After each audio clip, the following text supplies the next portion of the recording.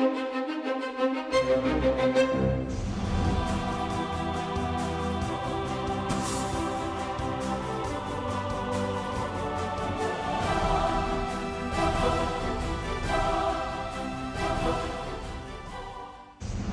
tal? Muy buenas noches, soy Lili Telles. Bienvenidos a Cámara Libre. Hoy me da mucho gusto recibir en el foro de Cámara Libre a la senadora perredista Angélica de la Peña. Nos trae un tema muy interesante, una propuesta, una iniciativa que ella ha presentado para que en México exista la obligatoriedad del voto. Lo invito a que se quede a escucharla.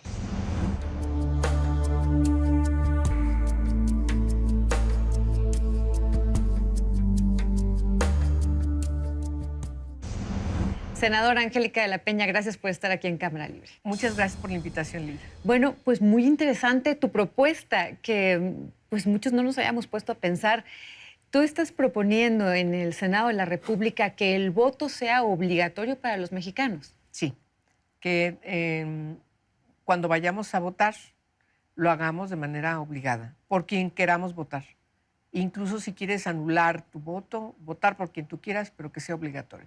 Me parece que es una transición hacia lograr el perfeccionamiento de nuestro sistema político electoral. Es necesario darle legitimidad a quienes ganan. Hay que acompañar con otras iniciativas como la segunda vuelta, que también me parece que coadyuva.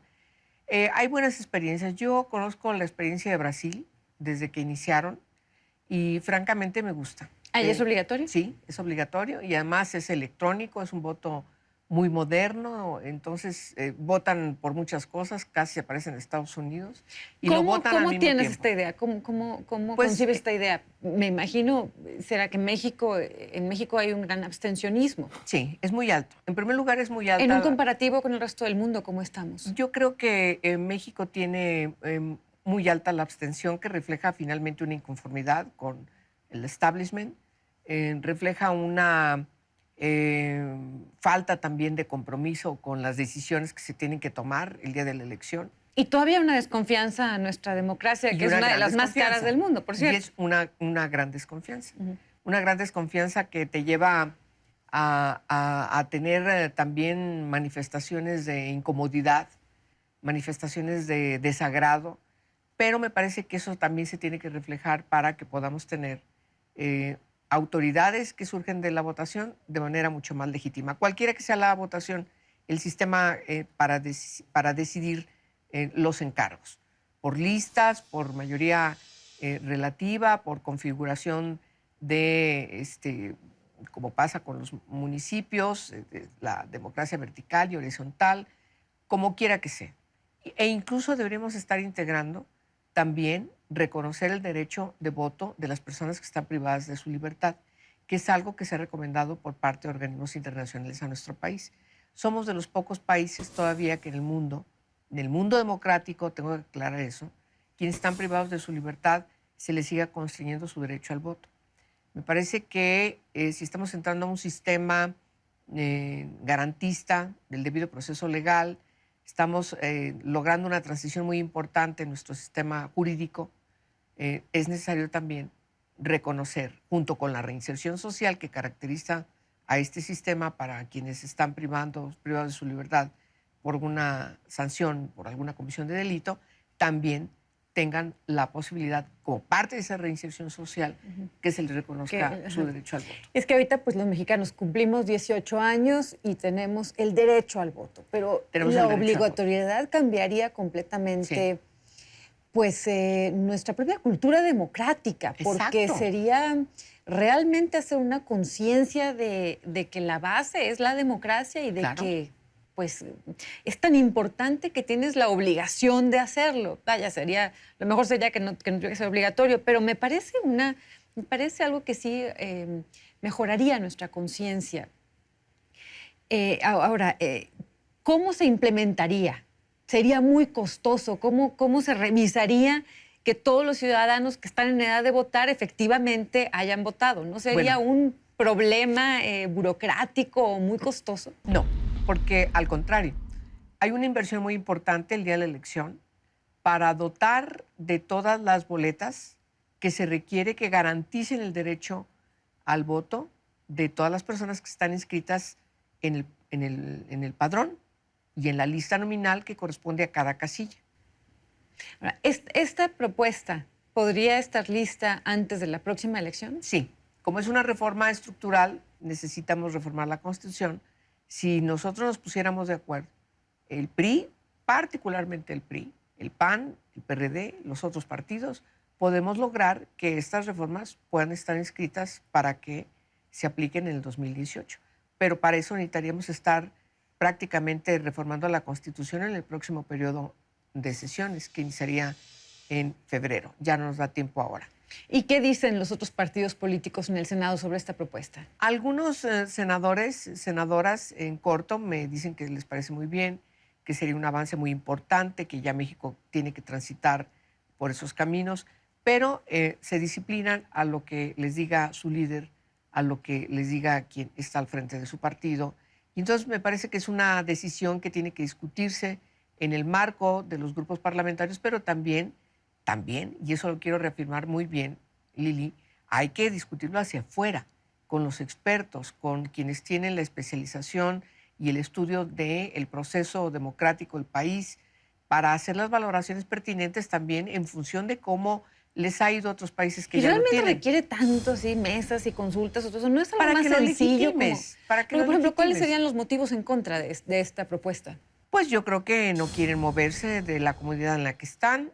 Hay partidos que entre más abstención hay en las elecciones, ganan con mayor facilidad y son los primeros que se están oponiendo a que haya o una segunda vuelta o que haya el voto obligatorio, etcétera, etcétera.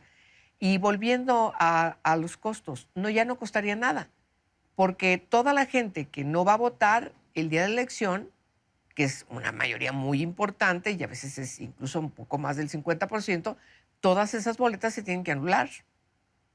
O sea, en ese sentido, allí hay un gasto que no se utiliza, una inversión de una impresión que no se utiliza de estas boletas. Entonces, no requeriría absolutamente más que más tiempo en la casilla para contar todos los votos.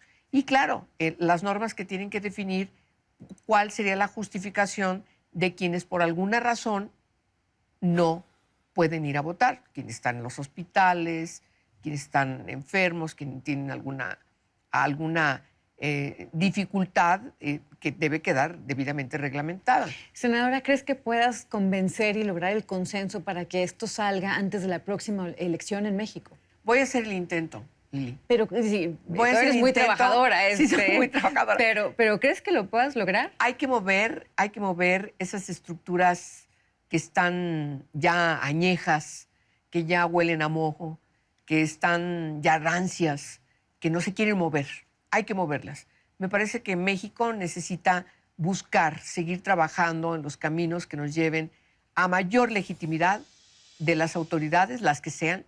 Incluso yo pondría hasta el Poder Judicial deberíamos estarlo eligiendo en las urnas. Deberíamos poner a consideración de los congresos todos los nombramientos del gabinete federal o de los gobernadores locales. Es decir, México debería caminar hacia un estadio en donde haya más participación de la gente, más participación de quienes representan a la gente en los espacios de los congresos y por supuesto, lograr mayor legitimidad que te va a dar mayor compromiso para que quienes están en esos encargos sepan que tienen una responsabilidad con todo el pueblo, con toda la sociedad. Y es que la obligatoriedad del voto sería un parteaguas, pero que movería a México hacia otro estadio, en el sentido, como lo decía antes, del fortalecimiento de nuestra democracia. Claro, claro, hay lugares... Me parece que tu propuesta es ambiciosa y me parece que sería muy importante que la apoyaran tus compañeros. Fíjate que sí, es muy ambiciosa. Y te pongo un ejemplo más. Los sistemas normativos de usos y costumbres en los pueblos indígenas. Muchas mujeres no van a votar. Es obligatorio. Pero no van a votar porque simplemente el jefe de la familia, el jefe del clan, dice no vas a votar. Este es un asunto solamente de hombres. Es decir, tiene muchas cualidades. Y logramos además que se refleje también el punto de vista, la opinión de los jóvenes, de las jóvenes que están empezando a asumir la responsabilidad de tomar decisiones como ciudadanas, ciudadanos, a partir de que cumplen 18 años de edad. Yo creo que al país le iría muy bien. ¿En qué países es obligatorio y cómo ha funcionado? El que conozco y es bastante efectivo es el de Brasil. ¿Y el beneficio inmediato que notas es? Mayor participación de la gente. A veces nos gusta o no la participación polarizada, como es el caso de lo que está viviendo ahorita Brasil, pero finalmente la decisión que se toma es una decisión que tiene que llevar a las autoridades a tener mayor legitimidad. Yo no estoy de acuerdo con lo que ha pasado con Dilma. Me opongo terminantemente el maltrato que ha sufrido Dilma. Sin embargo, también tengo que reconocer que no hay un tema tabú, sobre todo en el caso de corrupción o posibles hechos de corrupción, ni siquiera la presidenta es intocable. Me parece que hacia allá tenemos que caminar. Ahora, esto nace en Cámara de Senadores y después pasaría a la Cámara de Diputados y después regresaría. Pasa como es una reforma a la Constitución, tendríamos que votarlo por 2/3 partes en el Senado, pasaría a Cámara de Diputados y luego pasaría a cuando menos ser votado por la mitad más uno de los congresos locales. Si hacen esta serie de consultas que estás comentando, ¿no alcanzaría para la próxima elección? Yo creo que si logramos ponernos de acuerdo el periodo siguiente del próximo año, perfectamente se aplicaría para las elecciones del 2018. En la propuesta de la obligatoriedad del voto, ¿habría sanciones para quienes no cumplieran en caso de que se apruebe? Sí, bueno, la reforma constitucional definiría que las sanciones, que siempre tienen que ser de tipo administrativo, definitivamente, tienen que ir en la norma secundaria. Por ejemplo, ¿cuáles serían sanciones? Por ejemplo, un asunto de impuestos, podría ser... No, está muy duro, es un castigo como pagar impuestos para votar. A lo mejor en alguna parte tendría que ser alguna multa de ese tipo, tendría que pensarse en que tiene más obstáculos para algún trámite gubernamental. Son siempre... O sea, están pensando en una multa importante para que efectivamente sea obligatorio. Para que sea obligatorio, si no la gente, si no lo obligas con una coacción, la gente va a decir, bueno, aunque sea obligatorio no voy, al fin y al cabo no me va a pasar nada. Sin embargo, son de tipo administrativo y tienen que estar configuradas en la ley secundaria. Pues es muy interesante. Yo aplaudo tu propuesta, senadora. Es muy innovadora. Ya sé que es muy ambiciosa, como tú dices. Ojalá se pueda concretar. Pues hay que pensar cómo sacamos al país de este atolladero en el que se encuentra, cómo logramos zarandear a las instituciones. Y cuando me refiero a las instituciones, me refiero a quienes están en los encargos públicos. La gente tiene un cansancio que se nota cada vez más a todo lo que huela gubernamental, a todo lo que huela a partidos. Y en el momento en que un joven pues llega a los 18 años o personas que nunca han votado, que no les interesa, en el momento en que sintieran que es una obligación, pues obviamente va a mover a una reflexión del por qué es obligatorio. Y eso sin duda creo que va a fortalecer la democracia, que en última instancia me parece a mí pues el valor más importante. Claro, que participen en las decisiones de su país, de su estado, de su propio municipio. Es importante que participen, que se comprometan. Los cambios no se van a dar si no se compromete la sociedad también a influir. Sí, y comprometerse hace que uno se haga responsable. Claro, en fin, es un círculo virtuoso. Es un círculo virtuoso, pero como tú dices, virtuosamente tiene muchos méritos. Pues vamos a estar muy pendientes de qué pasa con tu iniciativa, senadora. Muchas gracias, Lili. Gracias. La senadora Angélica de la Peña, senadora perredista, con esta muy interesante propuesta de la obligatoriedad del voto. Soy Lili Telles, muchas gracias. Si se va a desvelar, pues le recomiendo que siga con la programación de Azteca Opinión. Y si se va a dormir, que tenga muy buenas noches. Hasta la próxima semana.